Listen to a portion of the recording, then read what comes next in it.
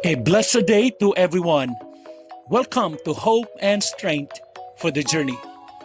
Our scripture verse for today is found in the book of Jeremiah chapter 33 verse 3 says, "Call to me and I will answer you and tell you great and unsearchable things you do not know." Meron ka na bang pagkakataon na hindi mo na alam ang gagawin mo? Yung tipong nagulo ang isip mo. Hindi mo na alam kung sino kakausapin mo, pero deep inside, gusto mong may sumagot sa iyo. Sa panahong yan, madalas nating nakakalimutan. Pwede tayong tumawag sa Diyos. Ang context ng Jeremiah chapter 33 verse 3 ay panahon ng kaguluhan.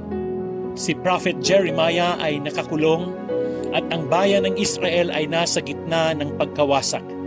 Pero sa kabila ng madilim na sitwasyon, ito ang sabi ng Diyos, "Tumawag ka sa akin at sasagutin kita." Isang bata ang nawala sa mall. Umiiyak siya, takot na takot. Pero nung tinuro sa kanya ng guard ang telepono at sinabi, "Anong number ng nanay mo?"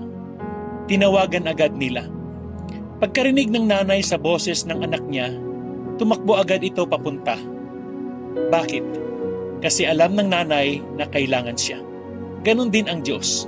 Kapag tumawag ka, hindi siya mananahimik. Paano po natin i-apply ang mga katotohanan ito? Una, tumawag ka sa Diyos. Kahit kailan, kahit saan. Hindi mo kailangang perfect para kausapin ang Diyos. Hindi mo kailangang may script. Kahit simpleng, "Lord, tulungan mo ako." Sapat na. Pangalawa, magtiwala ka sa sagot niya. Ibig sabihin, hindi laging instant ang sagot ng Diyos, pero laging tama ang timing niya. At minsan, yung sagot niya ay higit pa sa inaasahan mo. Great and unsearchable things. Sabi nga sa verse, yung akala mong imposible, posible pala sa Kanya. Amen. Pangatlo, manatiling naka-online sa Kanya. Huwag lang sa oras ng emergency. Gawin mong daily habit ang pakikipag-usap sa Diyos, sa panalangin, sa pagbabasa ng Word of God, at sa tahimik na pagninilay. Tanungin mo sarili mo ngayon, kadalasan ba akong tumatawag sa Diyos?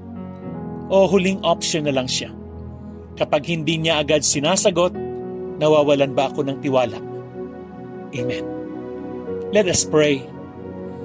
Panginoon, salamat dahil available ka lagi. Patawad po sa mga panahon na inuuna ko ang lahat bago ka. Ngayon, tumatawag ako sa iyo.